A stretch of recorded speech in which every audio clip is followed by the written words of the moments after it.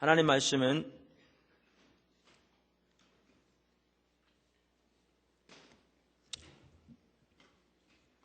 고린도후서 3장 6절입니다.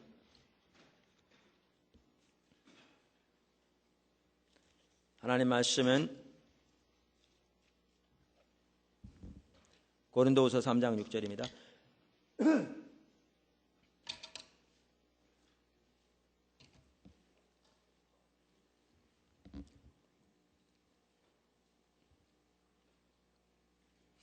고린도후서 3장 6절을 읽겠습니다.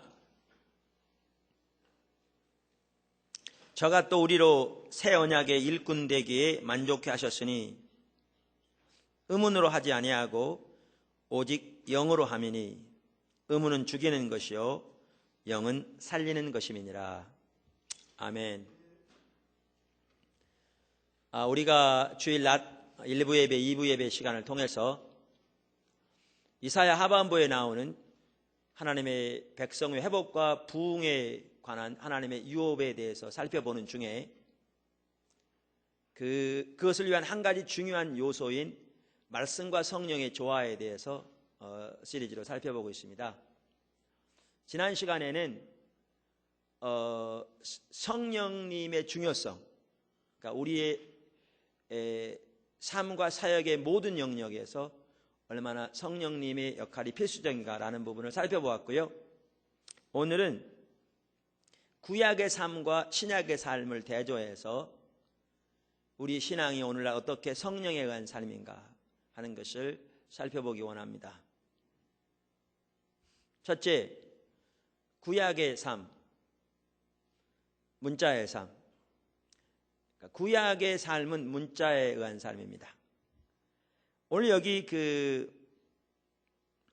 읽은 본문에 보면 이런 내용이거든요. 영어 NIV 성경에 이렇게 잘 이렇게 정리되어 있는데요. 저가 또 우리로 새 언약의 일꾼 되기에 만족해 하셨으니, 그 다음에 이 새 언약에 대해 설명하는 겁니다. He has made us competent as ministers of a new covenant.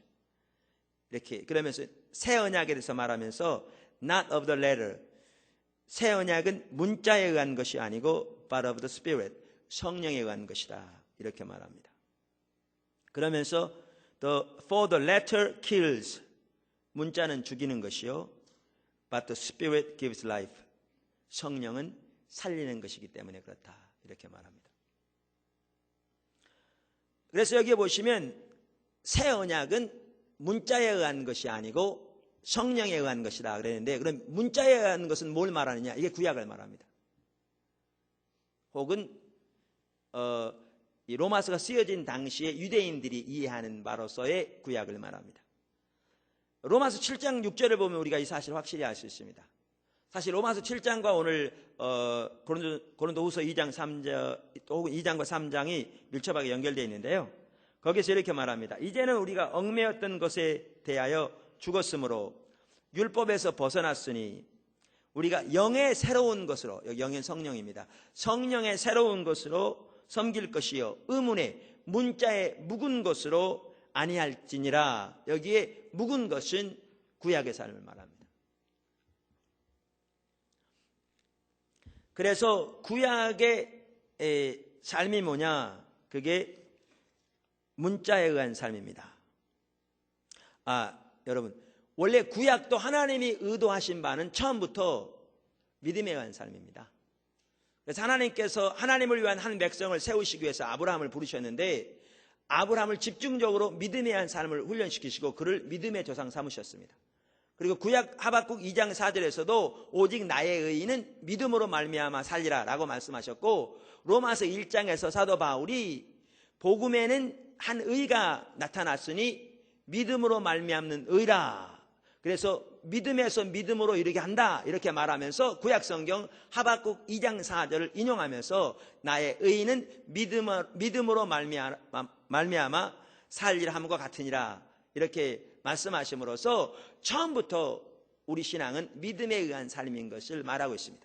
그런데 최소한 그 사도 바울 시대 혹은 예수님 시대 유대인들이 이해하는 바로서의 구약의 삶은 문자에 의한 삶이었습니다. 그럼 문자에 관한 삶이 뭐냐? 하나님의 성경에 하나님의 말씀이 들어있다. 성경에 하나님의 말씀이다. 성경에 하나님의 말씀이다. 이 성경에 하나님의 진리가 들어있다. 그러므로 우리는 이 말씀을 잘 연구하고 묵상해서 그대로 잘 지킴으로 하나님 앞에 나가야 한다. 이것이 문자에 의한 삶입니다. 그런데 이 문자에 의한 삶은 실패했습니다. 그래서 하나님께서 우리에게 새 언약을 주셨습니다.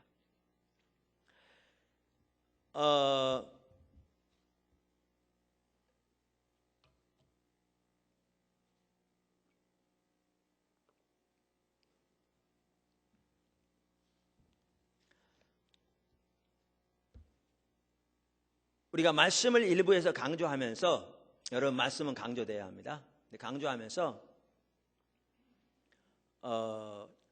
성경은 하나님의 말씀이기 때문에 그 속에 우리의 삶과 사역과 우리의 신앙을 위한 하나님의 진리가 들어있으니까 우리가 해야 할 일은 성경을 잘 연구해서 우리의 삶에 적용하는 것이다. 그 이상 아무것도 아니다 라고 말하는 사람들이 있는데, 이게 자칫 잘못하면 문자에 의한 삶이 되기 쉽습니다. 그리고 그것은 실패가 보장된 삶입니다. 그래서 오늘 이 부분을 살펴봅니다. 그러니까 이 말은 말씀이 소중하다는 말도 아니고 말씀이 하나님의 말씀이 아니라는 말도 전혀 아닙니다. 말씀은 하나님의 말씀이고 아주 소중합니다. 그래서 성경에 나와 있는 대로 잘 연구해서 우리 삶에 적용하는 게 필수입니다. 근데 그게 우리 신앙 전체가 아닙니다. 하나하나 살펴보도록 하겠습니다.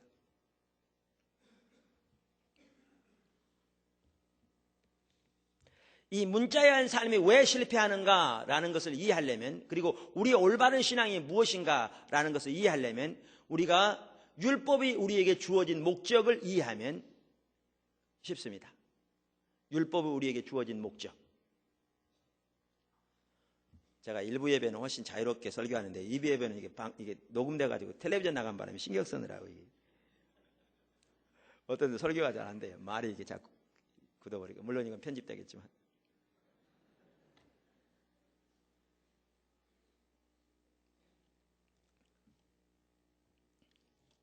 신경을 쓰지 말아야 하는데.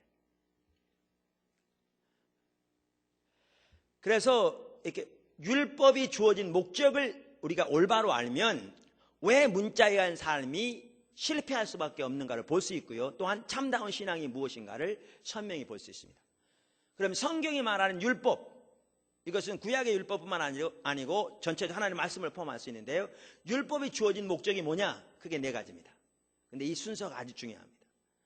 크게 네 가지인데 순서가 아주 중요합니다. 율법이 주어진 목적이 뭐냐? 첫째, 율법은 죄를 드러내기 위해서 주어졌습니다. 잘 들으십시오. 율법은 죄를 드러내기 위해서 주어졌습니다. 로마서 7장에 보면 이 내용이 잘 나옵니다. 자, 로마서 7장 7절. 그런즉 우리가 무슨 말 하리요? 율법이 죄냐? 그럴 수 없느니라. 율법으로 말미암지 않고는 내가 죄를 알지 못하였으니 곧 율법이 탐내지 말라 아니하였다면 내가 탐심을 알지 못하였으리라. 자, 여러분, 어떤 사람이 속에 탐심이 가득하다고 가정해 보십시다. 그는 진짜 돈을 좋아해요. 열심히 일합니다. 돈을 많이 벌기 위해서. 그 살아가는 목적이 뭐냐?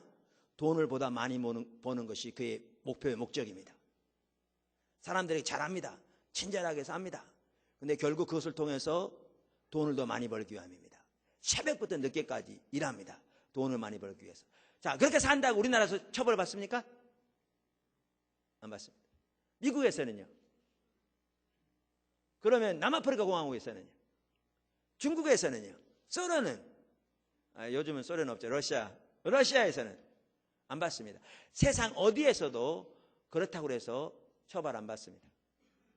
근데 그것을 하나님의 말씀에 딱 비추어 보면 그것이 얼마나 타락한 죄인가를 알 수 있습니다. 그리고 그것이 우상 숭배인 것을 알 수 있습니다. 이처럼 율법은 죄를 드러내기 위해서 있습니다. 저는 시골에서 태어나서 초등학교까지는 시골에서 자랐는데요. 제가 자란 동네에 이런 분이 있었어요. 예수를 믿으려면 내 주먹을 믿으라. 그런 분이 계셨어요. 또 어떤 분들은 나름대로 세상에서 이렇게 소위 말하는 법 없이도 사는 그런 사람들이 있어요. 이 양반들은 자부심이 대단합니다. 그리고 모든 사람들에 대해서 비판적입니다. 저 모양 저 꼴이냐고. 그러면 자기에 대해서는 어떻게 생각하느냐 하면 자기는 법 없이도 산다고 생각합니다. 자기만큼만 살란 얘기죠.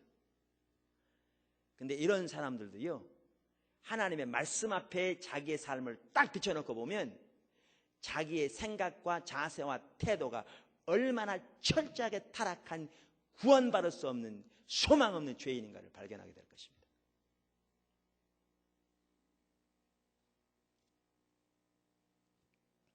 여기 보십시오.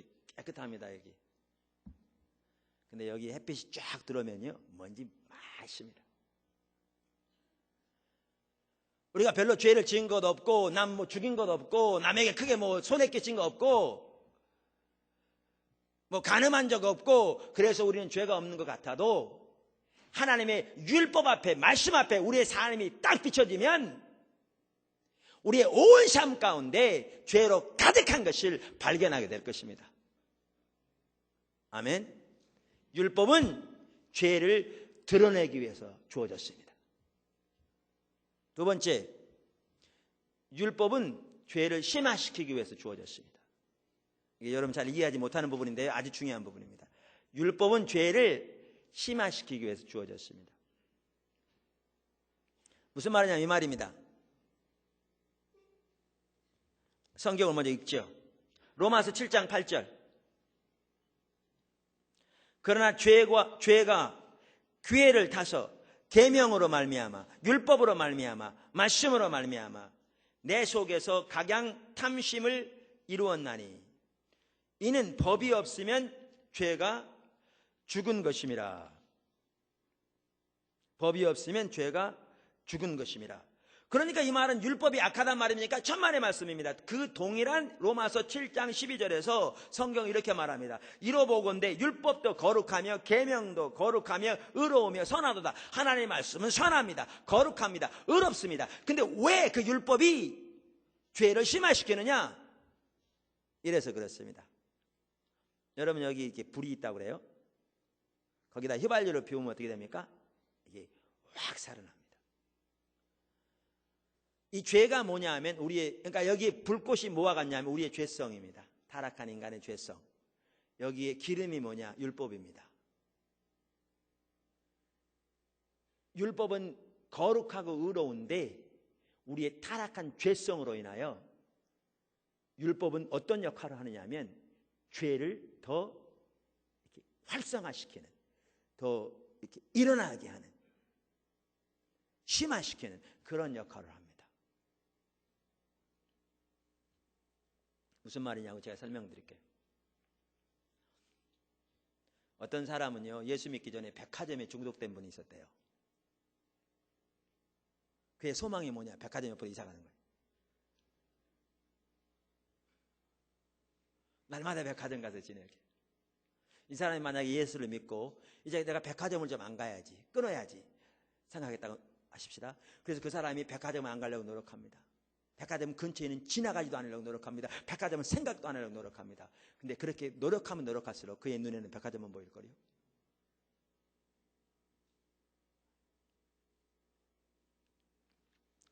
예를 들면 어떤 사람이 화를 자주 냅니다. 그래서 보통 때는 잘 몰랐는데 가만히 자기가 보니까 화를 너무 잘 내. 그래서 이제 화를 내지 않으려고 노력합니다.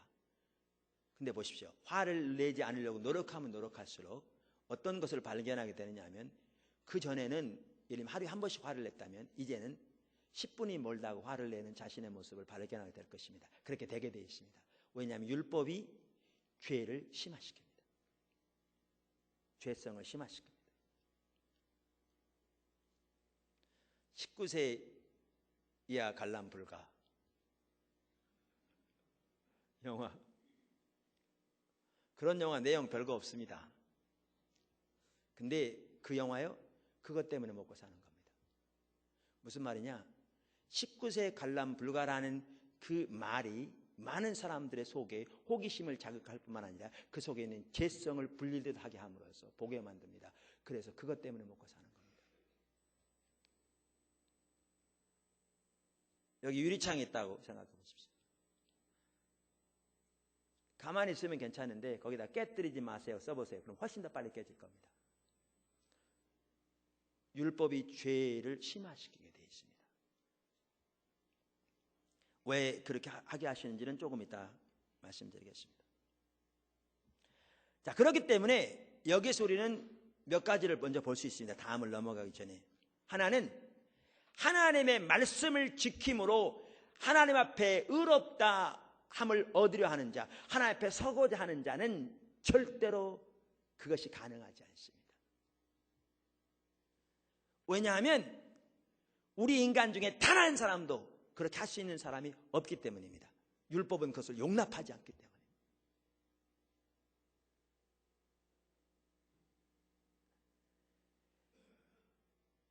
그 다음에 설령 우리가 율법을 지킴으로 하나님 앞에 의롭게 되고자 하는 자세는 가지지 않는다 할지라도 율법을 열심히 잘 지키고 하나님 말씀을 잘 지킴으로 하나님 앞에 가까이 가며 하나님을 기쁘게 하고 하나님의 은혜를 받으려고 노력하는 사람은 더 자주 넘어지는 자신을 발견할 겁니다. 그런 사람은 어떻게 되느냐? 노력합니다. 넘어집니다. 노력하면 노력할수록 더 자주 넘어집니다. 그래서 하나님 앞에 회개합니다. 근데 이내 돌아가서 곧바로 넘어집니다. 또 회개합니다. 곧바로 넘어집니다. 회개합니다. 넘어집니다. 그래서 나중에는 하나님 앞에 나오는 것도 부담스러워. 왜? 똑같은 죄를 계속 회개하니까 염치가 없어.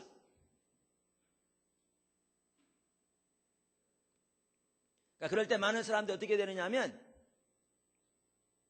하나는 예수를 믿어도 나중에 죽기 전에나 믿어야지 이거 어떻게 살겠나. 그래서 그냥 떠나거나 또 다른 사람은 상습적인 죄책감 가운데 살아요. 그러니까 하나님의 사랑 아무리 얘기해도 보여지지 않아. 왜? 이 죄책감이 눈을 딱 가려버렸으니까. 또 어떻게 사느냐 사람들은 누가 다 하나님의 말씀을 지킬 수 있나 다 그런 거지 뭐. 이렇게 적당히 타협해버리고 맙니다. 근데 그 어느 것도 올바른 신앙이 아니에요.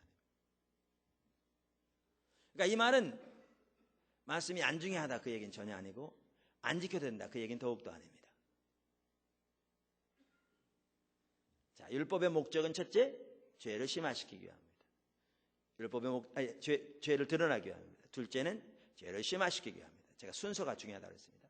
셋째, 율법은 우리를 그리스도께로 인도하는 가정교사입니다. 율법은 우리를 그리스도께로 인도하는 가정교사입니다. 갈라디아서 3장 24절에 이 말이 나와 있습니다. 아주 중요한 부분입니다. 이같이 율법이 우리를 그리스도에게로 인도하는 몽학선생이 되어 우리로 하여금 믿음으로 말미암아 의롭다함을 얻게 하려 함이니라. 아멘. 여기에 몽학선생이라는 말은요 가정교사입니다. 왜냐하면 초대교회 당시에는 아이들 교육을 누구에게 맡겼느냐 하면 노예 중에서 똑똑한 노예에게 맡겼습니다. 그래서 늘 그들을 지도하고 인도하고 때로는 가르치도록. 그래서 이들을 몽학선생이라고 여기 지금 번역되어 있는 겁니다. 그래서 가정교사를 말합니다. 보십시오. 율법은 죄를 드러냅니다. 그래서 우리가 하나님 앞에서 얼마나 철저하게 타락한 죄인인가를 인식하게 됩니다. 이기수 목사님 말이 참 맞아요. 한 번은 자기가 십자가에 대해서 설교를 몇 달 동안 했다고 그러잖아요. 그래서 마지막 설교를 하면서 성도들이 너무너무 감격할 줄 알았는데 그 설교를 마쳐도 조금 더 감격 안 하고 하품을 하는 사람이 있고 그러더잖아요. 그래서 성도가 안 깨지면 자기가 깨진다고 설교하고 나서 자기가 그냥 너무너무 힘들어가지고 하나님 이게 뭐가 문제입니까? 도대체 왜 이런 일이 있습니까? 라고 하나님 앞에 엎드렸대잖아요. 그랬더니 하나님 그러시더래잖아요. 사람이 자기를 보지 못하면 십자가를 보지 못한다. 그러니까 자기가 하나님 앞에서 얼마나 구원받을 수 없는 철저한 타락한 죄인인가를 인식하지 못하면 십자가에 나타난 하나님의 능력과 사랑을 인식하지 못하는 거죠.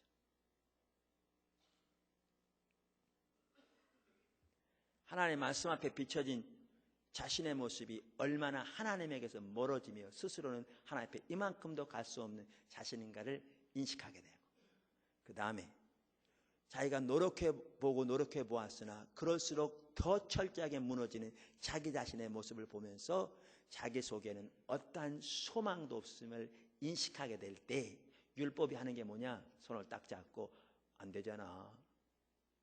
그래서 너에겐 그리스도가 필요한 거야. 그래서 너에게는 십자가가 필요한 거야. 그래서 딱 붙들고 예수께로 인도하는 겁니다. 다시 말하면 오직 믿음으로만 의롭게 되는 그 삶으로 인도하는 겁니다.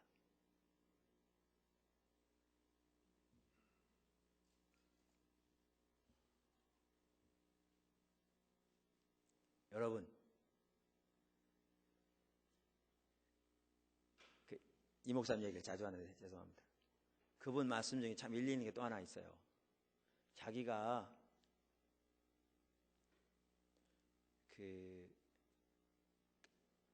믿음의 위대한 삶을 살았던 사람들의 전기를 읽어보니까 공통적인 게 하나가 뭐냐? 그들 진짜 열심히 했더래요. 여러분 베드로 보실래요? 주님을 위한 열정이 뛰어난 사람입니다. 타의 추종을 불허하는 사람입니다. 바울이요? 하나님에 대한 열심으로 따지면 그 앞에 당해낼 자가 없는 사람입니다. 마르틴 루터요? 그는 사제가 된 다음에 날마다 하나님 앞에 기도하는데요. 아침부터 저녁까지, 새벽부터 저녁까지 날마다 그의 죄를 회개했습니다. 왜? 하나라도 빼먹으면 그것 때문에 지옥 갈까 봐. 근데 오늘 기도하고 내일 또 기도합니다. 왜? 어제 하나라도 빼먹었을까 봐. 오늘, 내일, 하루, 이틀, 한 달, 두 달 그렇게 철저하게 기도하고 그뿐만 아니라 예루살렘을 방문하고 로마를 방문하고 이런 성지들을 방문합니다. 그러면 죄가 감해진다고 그러니까 그렇게 열정적으로 매달렸습니다. 요한nes 레요? 그가 대학을 다닐 때 얼마나 철저하게 기도하고 얼마나 철저하게 성경을 읽고 얼마나 철저하게 이렇게 신앙생활을 했든지 사람들이 그들을 메소디스트라고 했어요. 규칙쟁이들이라. 그러니까 나중에 목사 된 다음에도 목사가 되려면 하루에 6시간 이상 공부 안 하면 목사 될 자격이 없다고 말할 만큼 그렇게 철저하게 그랬어요. 근데 보세요. 이렇게 열심히 있는 사람들인데 하나님이 쓰시는 것은 그들이 열심히 있을 때 쓰는 게 아닙니다. 언제 쓰시느냐? 그 열심히 완전히 무너진 다음에 쓰십니다.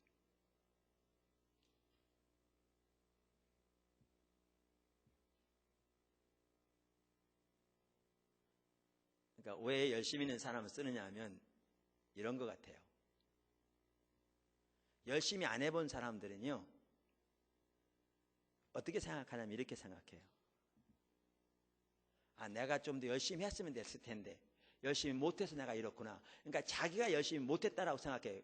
그러니까 문제가 거기에 있다고 생각해요. 그러니까 돌이킬 기회가 없어요.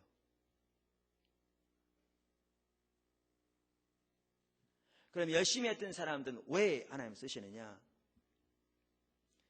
베드로 보세요. 그렇게 열심히 했던 주를 위해서 자기 목숨 내놓는 것은 진짜 쉬웠던 그 베드로 일개 계집종 앞에서 자기 목숨이 들어와서 그것도 3번씩이나 저주까지 해가면서 예수님 모른다고 부인하는 거기 바울 그렇게 주를 위해서 열정했는데 하나님의 교회를 잔멸하고 하나님을 대적하는 자리에 자기가 들어간 그 요한nes 레요 그렇게 열정했는데 그가 대학을 졸업하고 미국의 조지아주로 선교사로 갔는데 한 사람도 전도하지 못한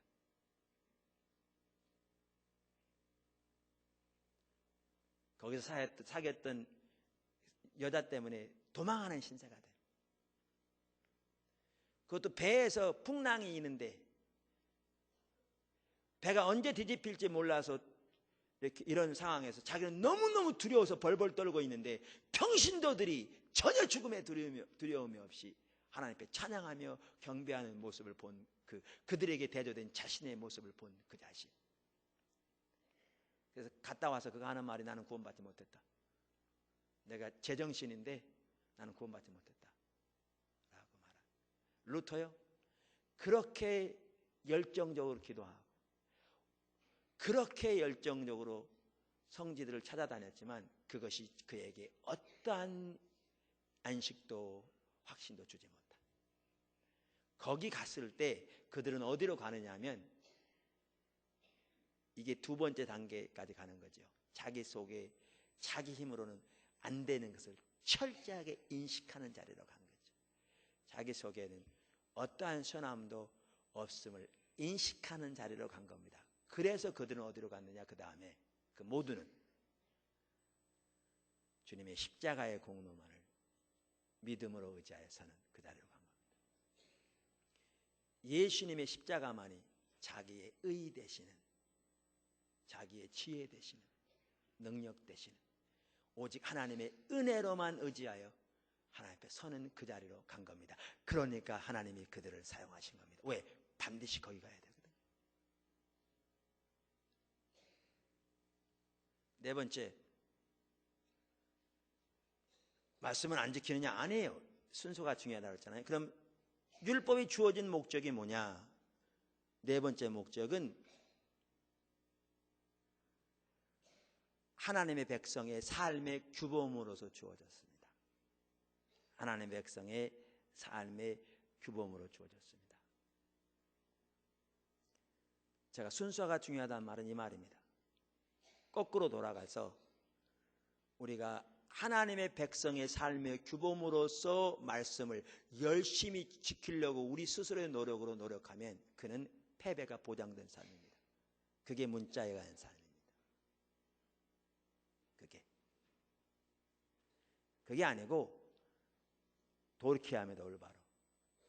율법은 우리의 죄를 드러나게 하는 것이고, 율법은 우리를 죄를 심화시키기 위한 것으로서 자기 속에 어떠한 선한 것도 없음을 인식하고, 그러기에 예수님이 십자가에 못 박혀 돌아가신 것을 인식하고, 주님의 십자가만이, 하나님의 은혜만이 자기를 하나님 앞에 세울 수 있는 유일한 능력인 것을 인식하여 그 은혜에만 의지하여, 십자가에만 믿음으로 의지하여 주 앞에 서는 그 삶을 살 때, 그 토대 위에서 이제 하나님이 주신 은혜와 하나님이 주신 성령의 능력으로 우리는 하나님의 말씀을 지킬 수 있습니다. 이게 참다운 신앙입니다. 구약에서부터 그랬습니다. 구약에서부터. 그래서 율법 중에서도 가장 핵심적인 율법이 모세오경인데, 그 모세오경에 나오는 신명기서를 보십시오. 30장에 뭐라고 있는지. 그 30장에서 하나님께서 우리에게 명령하신 바가 세 가지인데, 이 순서가 중요하다고 했죠. 하나님을 사랑하고, 그 모든 길로 행하며, 그 명령과 규례를 지키라. 여기서 순서가 중요하다. 무슨 말인가? 하나님을 알고 존재를 다해 사랑하는 하나님과 친밀한 교제가 먼저입니다. 이 친밀한 교제를 위해 우리가 설 수 있는 유일한 바탕은 주님의 십자가요, 하나님의 은혜입니다. 여러분, 구약에서는 아직 십자가의 공로가 비춰지지 않았지만 하나님 은혜로 섰습니다. 여러분, 다윗이요, 하나님 은혜로 선 자입니다. 율법으로만 따지면 그런 돌에 맞아 죽어야 했습니다. 왜? 간음하고 살인했기 때문에. 그는 하나님의 은혜로 선 자입니다. 아브라함 하나님의 은혜로 선 자입니다. 모세 하나님의 은혜로 선 자입니다. 기드온 하나님의 은혜로 선 자입니다. 그들은 믿음으로 선 자입니다. 그래서 히브리서 11장에 보면 구약에 나온 하나님의 사람들에 대해서 말하면서 그들은 믿음으로 이렇게 말하고 있고, 구약에서부터 나의 의인은 오직 믿음으로 말미암아 살리라, 이렇게 말씀하셨습니다. 그래서 하나님을 알고 사랑하는 친밀한 교대 가운데 이렇게 하나님 앞에 나아가는 것은 하나님의 은혜로만 가능한 것입니다. 그 토대 위에서 주님을 존재를 해 사랑할 때 하나님의 길로 행하는 것도 가능하고, 하나님의 명령과 규례를 지키는 것도 가능합니다. 근데 사람들이 거꾸로 돌려서 행동할 때 그것은 절대로 가능하지 않습니다. 그게 문자에 관한 삶입니다. 그게 패배가 보장된 삶입니다.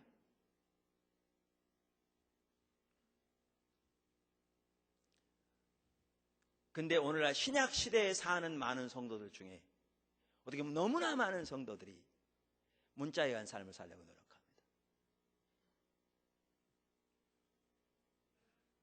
그래서 삶에서 승리를 경험하지 못합니다.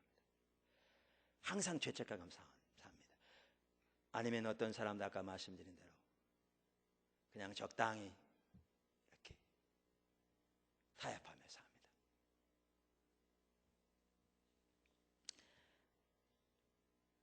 둘째, 신약의 삶입니다.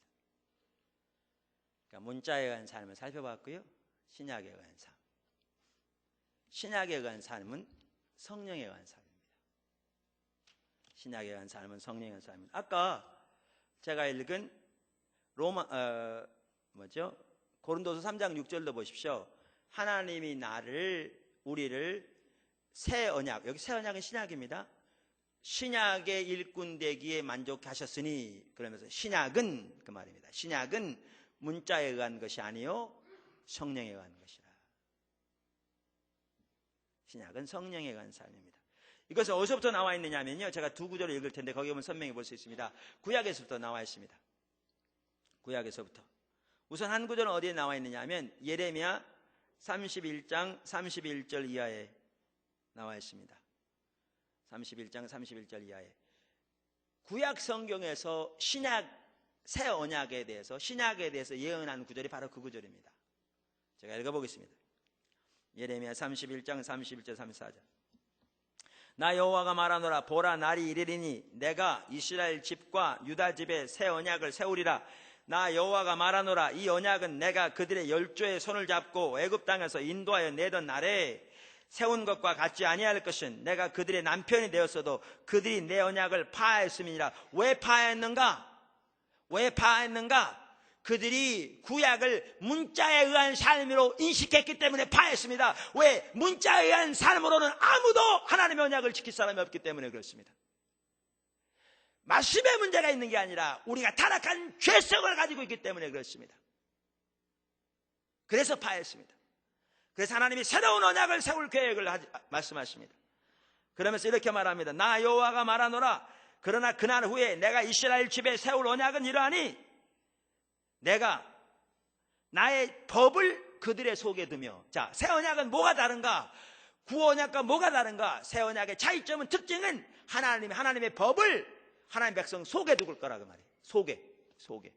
그리고 그 마음에 기록하여 나는 그들의 하나님이 되고 그들은 내 백성이 될 것이라. 그들이 다시는 각기 이웃과 형제를 가리켜 이르기를 너는 여호와를 알라 하지 아니하리니 이는 작은 자로부터 큰 자까지 다 나를 알미니라. 내가 그들의 죄악을 사하고 다시는 그 죄를 기억지 아니하리라. 여호와의 말이니라.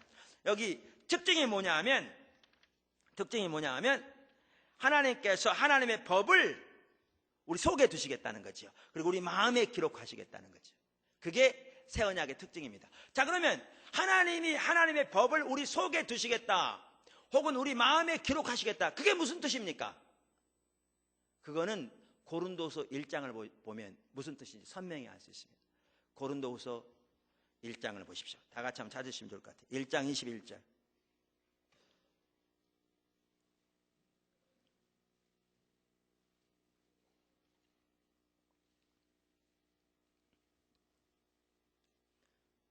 고린도후서 1장 21절. 하나님이 하나님의 법을 우리 속에 두시겠다고 하셨는데 그 말이 무슨 말인지 거기에 보면 알 수 있습니다. 1장 21절.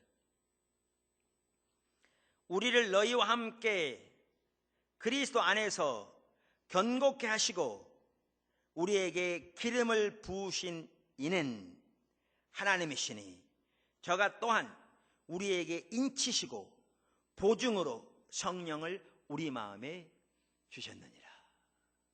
여기에 보시면 하나님이 하나님의 법을 우리 속에 두시고 우리 마음에 기록하시겠다고 하셨는데 그 말의 의미가 무엇인가를 볼 수 있는데 그 말의 의미는 하나님이 성령을 우리 속에 주셨다, 그 말입니다. 하나님이 성령을 우리 속에 주셨다, 그 말입니다. 그래서 우리가 할 수 없는 것을 누가 가능케 하십니까? 하나님이 가능케 하십니다. 무엇을 통해서? 성령을 통해서. 그래서 여기에 보시면 주어가 하나님입니다. 여기 25절, 21절. NIV 성경에 이렇게 되어 있어요. Now it is God. 하나님이시라 그 말이에요. 뭐가 하나님이세요?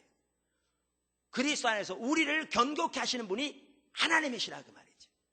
우리가 우리의 노력으로 하나님의 말씀을 잘 지킴으로 주 앞에서 견고하게 되고자 하는 것이 문자에 의한 삶입니다. 그것은 패배를 당했습니다. 실패했습니다. 근데 하나님 뭐라고 말씀하시는가 하면 우리를 견고케 하는 것이 우리의 일이 아니고 하나님의 일이라 이렇게 말합니다. 그러면서 하나님께서 그 일을 가능케 하기 위해서 어떻게 하셨는가? 성령으로 기름 부으시고 성령을 우리 속에 보증으로 주시고 우리를 인치셨다, 이렇게 말씀하고 계십니다. 그래서 예수님께서 승천하실 때 우리에게 책 한 권 남겨주시면서 여기 이 속에 하나님 뜻이 다 들어있다. 그러니까 니네가 열심히 잘 읽고 묵상하고 연구하고 배워서 그대로 살아라. 그러면 내가 기뻐할 거다, 이렇게 말씀하지 않으셨습니다. 예수님은 이 세상을 떠나실 때 집중적으로 누구에 대해서 말씀하셨냐면 성령님에 대해서 말씀하셨습니다. 내가 가면 또 다른 보혜사 성령을 너희에게 보내리라. 그분은 진리의 영이라. 너희를 진리 가운데 인도하시리라. 너희에게 죄를 깨닫게 하시리라. 내가 말한 것을 너희에게 생각나게 하시리라. 그래서 예수님께서는 집중적으로 성령님에 대해서 말씀하셨습니다. 여러분, 그래서 그 세계적으로 유명한 그 신약 학자 중에 한 분이 F.F. 브루스라는 분인데요. 아마 지금 돌아가셨을 것 같은데, 그분이 New Century Bible Commentary에서 뭐라고 얘기했냐면, 아까 고린도후서 1장 21절에 대한 주석을 달면서 이렇게 얘기했어요. 그리스도의 부활과 2000년 전에 일어났죠. 그리스도인의 부활, 이거는 예수님 재림할 때 일어납니다. 예수님의 부활과 예수님의 재림 사이의 현재 시간은 성령의 시대이다, 이렇게 말했습니다. 그래서 성령님이 우리에게 오셔서 우리 가운데 운행하시는 가운데 우리를 구원케 하실 뿐만 아니라 우리의 죄를 깨닫게 하실 뿐만 아니라 우리가 세상을 이길 수 있도록 능력을 주실 뿐만 아니라 하나님의 일에 동참하되 하나님의 행하심을 보이실 뿐만 아니라 영적 전쟁에 승리할 수 있도록 우리를 지도하실 뿐만 아니라 우리의 마땅히 구할 바를 알리기 위해서 우리에게 구할 바를 말씀하실 뿐만 아니라 우리의 모든 삶을 지도하시고 인도하시는 겁니다. 그래서 여러분, 거듭나는 그 순간부터 예수님 앞에 서는 그날까지 성령님이 없이는 아무것도 가능하지 않습니다. 그래서 에베소 4장 30절은 뭐라고 말하고 있는가 하면, 하나님의 성령을 근심케 하지 말라. 그 안에서 너희가 구속의 날까지 인치심을 받았느니라. 다시 말하면 구속의 날, 예수님이 재림하시고 우리가 부활의 몸으로 부활하여 그 앞에 서는 그날까지 성령께서 인도하실 것이니 너희가 감히 그 성령을 근심케 하지 말라, 그 말입니다. 왜? 성령님의 도우심과 인도하심이 없으면 우리는 어떠한 신앙생활도 가능하지 않는데 성령을 반복적으로 근심하면 남는 게 뭐가 있겠냐, 그 말이죠. 그러므로 너희는 감히 성령을 근심케 하지 말라고 말씀하고 있습니다. 여러분, 육신을 이기는 것만 하더라도 그렇습니다. 그거요, 성령님의 도우심이 없으면 가능하지 않습니다. 그래서 갈라디아서 5장에 보면 성령의 일과 육신의 열매에 대해서 말하면서 그러므로 너희는 육체의 소욕을 이루지 않기 위하여 성령을 따라 행하라, 이렇게 말하고 있습니다. 내가 너희에게 이르노니 너희는 성령을 쫓아 행하라. 그리하면 육체의 욕심을 이루지 아니하리라.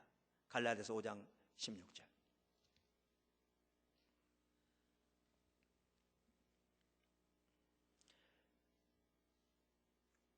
오늘 저는 신약의 삶과 구약의 삶, 혹은 구약의 삶과 신약의 삶을 대조해서 이렇게 살펴봄으로써 오늘날 우리의 신앙이 어떻게 성령에 의한 삶인가를 살펴봤습니다. 당연히 말씀은 우리의 삶의 모든 영역에 하나님의 기준을 담고 있는 하나님의 말씀이기 때문에 필수적입니다. 그래서 우리는 우리의 교리뿐만 아니라 우리의 삶과 사역이 철저하게 하나님의 말씀에 토대해야 합니다. 그럼에도 불구하고 우리는 그 토대 위에서 성령님과 동행하는 삶을 살아야 합니다.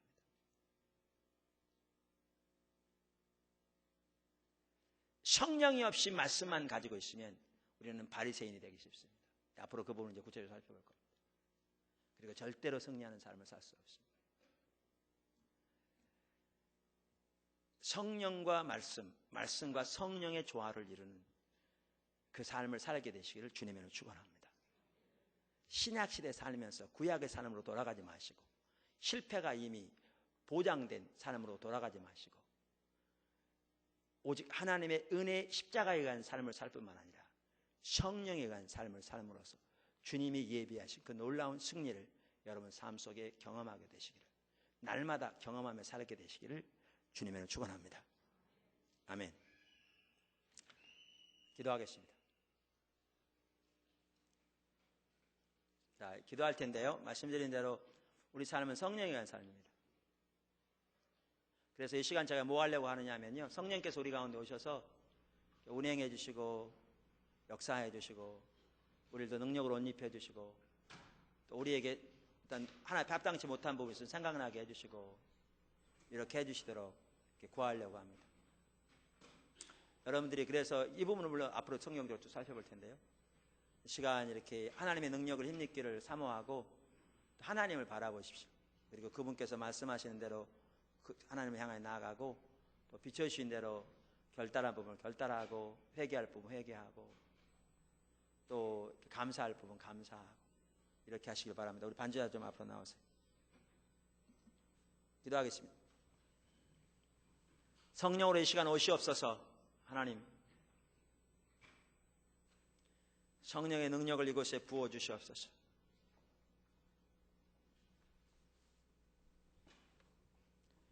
우리 모두 한 사람 한 사람이 문자에 의한 삶이 아니라 신약의 삶인 성령에 의한 삶을 살도록 도와주시옵소서.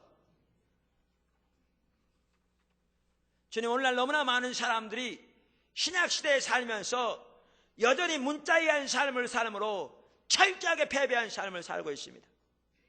주님, 우리를 불쌍히 여겨주시고 말씀과 성령이 조화를 이루는 진정한 의미에서의 성령에 의한 삶을 살 수 있도록 은혜를 베풀어 주시옵소서. 이 시간도 능력으로 임하셔서 우리 한 사람 한 사람 만져주시며 주께로 인도해 주시며 우리의 삶을 비춰주시고 우리를 성령으로 옷 입혀주시고 예수 이름으로 옷 입혀주시고 또 우리를 정결케 해주시며 이 시간 우리를 만져주시옵소서. 오시옵소서. 주님,